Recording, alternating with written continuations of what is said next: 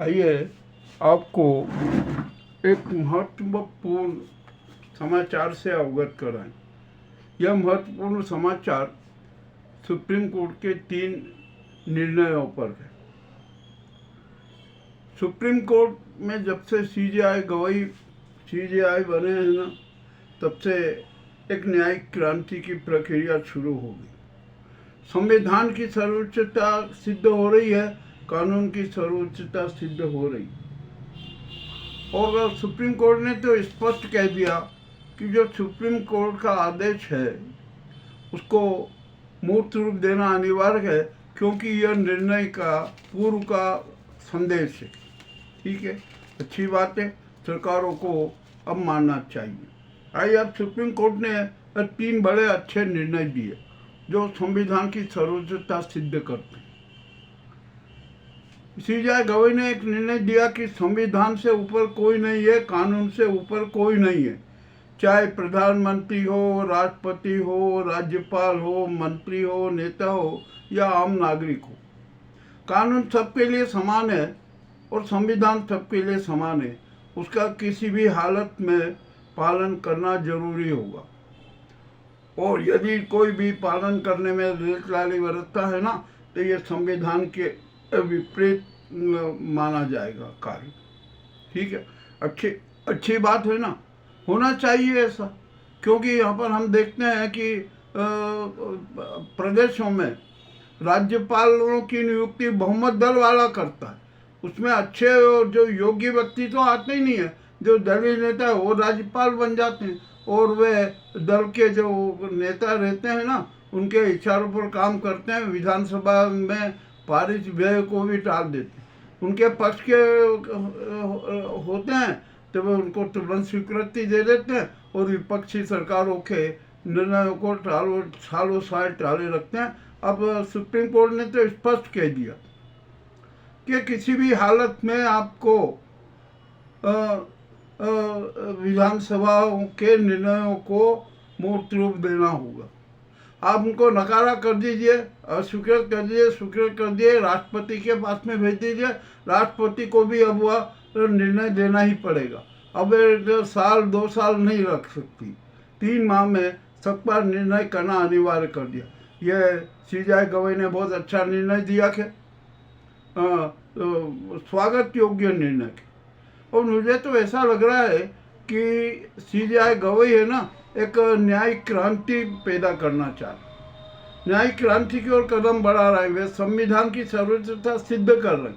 है सिद्ध, हमारा संविधान विश्व में सर्वश्रेष्ठ संविधान है और उसका पालन होना चाहिए।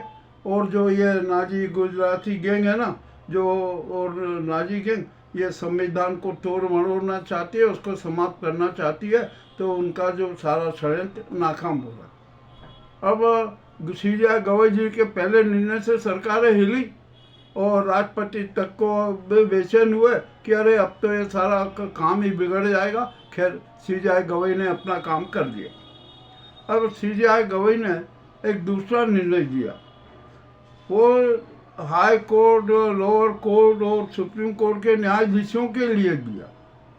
उन्होंने स्पष्ट कहा कि जो जमानत के मामले आते हैं ना, उनको तत्काल सुनवाई कीजिए, तारीख पे तारीख मत दीजिए, आप निर्णय दे दीजिए।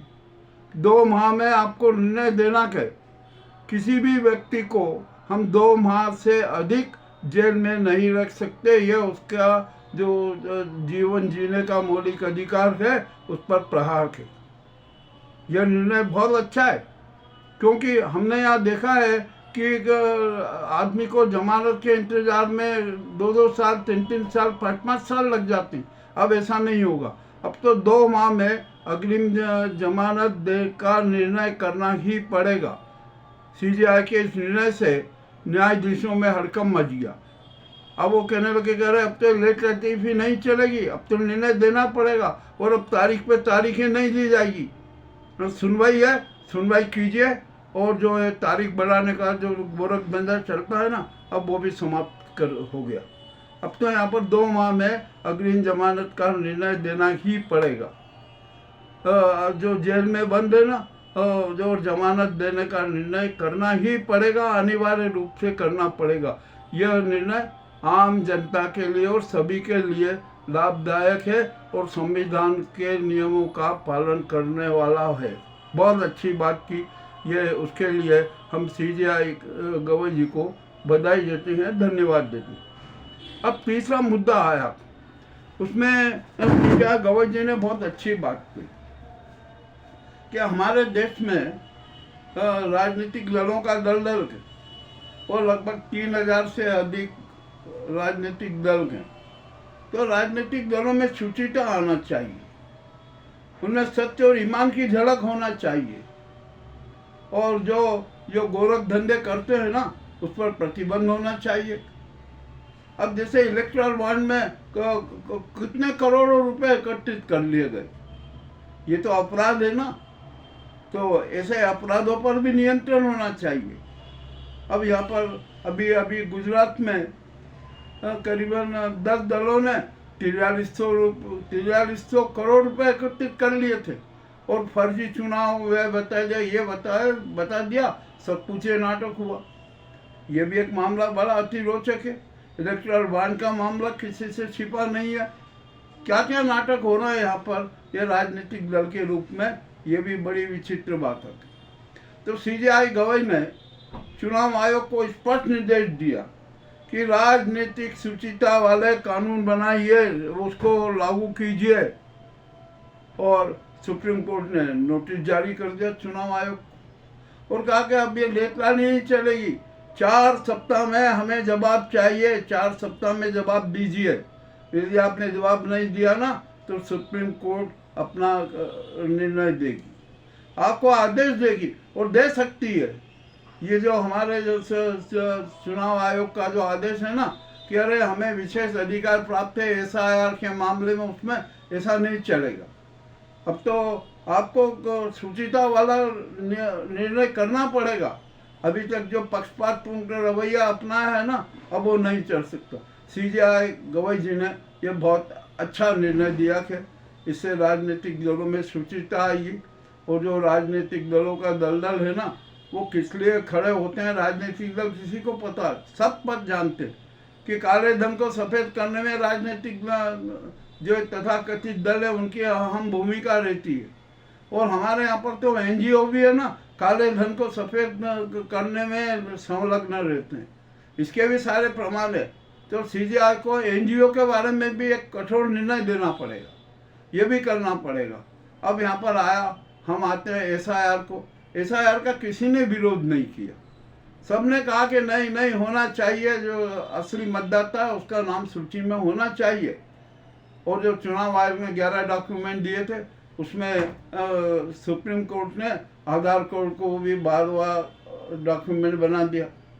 तो चुनाव आयोग बिल आया, कह रहे ये तो सारा हो गया। तो उसने फर्जी दलील दी कि अरे आधार कार्ड तो फर्जी बहुत आधार कार्ड है, वो बने हुए। चलिए मान लीजिए चुनाव आयोग बोला कि ये सच बोल रहा है, हो सकता है कि आधार कार्ड फर्जी भी बने हों।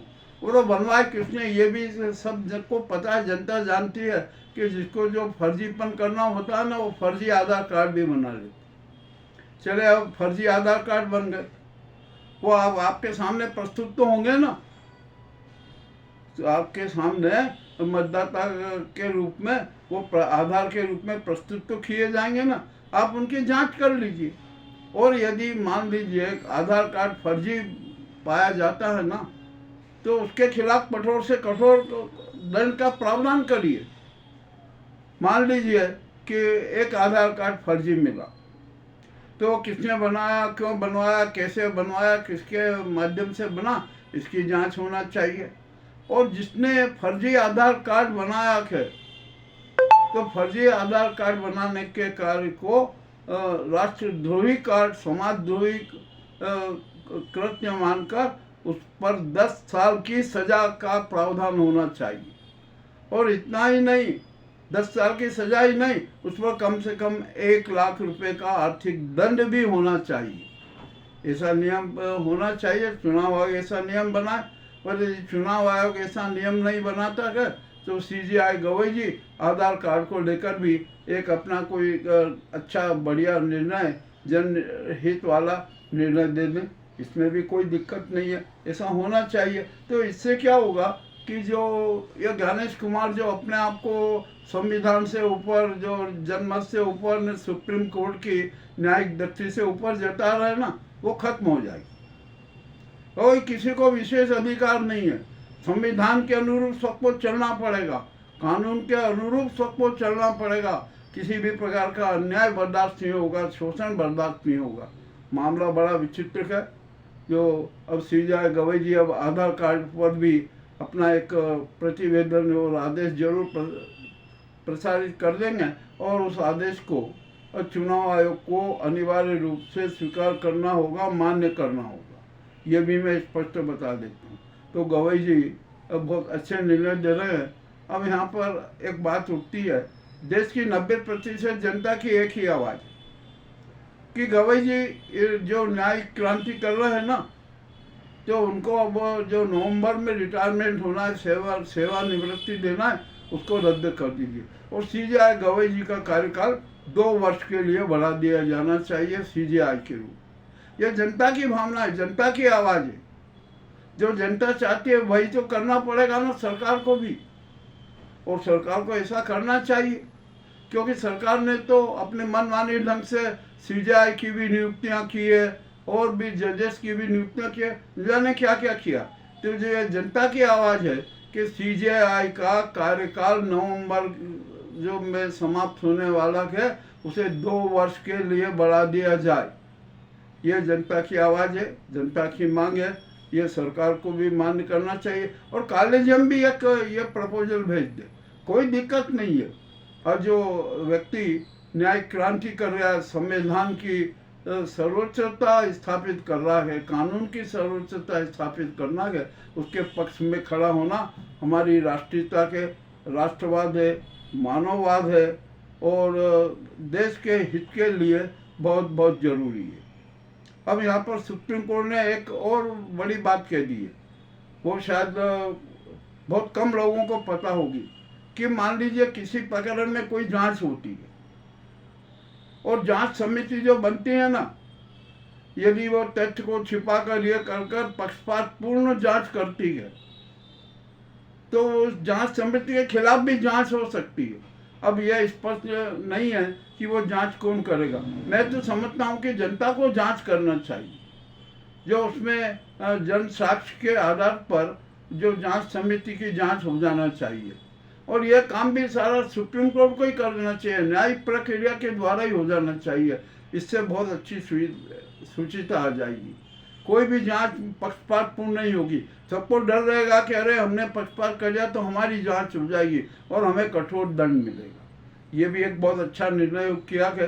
तो CJI गवई जी को हम बधाई देते हैं न्यायिक क्रांति के लिए, न्यायिक सुधार के लिए, और संविधान की सर्वोच्चता, कानून की सर्वोच्चता स्थापित करने, सिद्ध करने हेतु हम उन्हें बार बार बधाई देते हैं। और वे ऐसे ही कार्य करते रहे। देश की 90% जनता को क्या, 99% जनता उनके साथ खड़ी हो जाएगी। सिर्फ जो ये धंधेबाज, गोरख धंधेबाज है ना, वो उनका विरोध करते रहेंगे। सत्ताखोर जो लोग हैं और सत्ता सुंदरी के जो लालची हैं, और जो सत्ता पर को अपनी रखेल बनाना चाहते हैं, वो लोग ही विरोध करते रहेंगे। वह देश की अब तो 99% जनता भी CJI गवई के साथ खड़ी हो जाएगी। ये हमारी प्रस्तुति कैसी लगी आप हमें अवश्य बताएं। हम यह नहीं कहते कि आप हमारे चैनल को सब्सक्राइब कीजिए, लाइक कीजिए, नहीं। यदि आपको हमारी जो प्रस्तुति अच्छी लगती है तो भावनात्मक रूप से जुड़े रहिए। यही हमारे लिए आपका आशीर्वाद है, वरदान है, सहयोग है। बहुत बहुत धन्यवाद।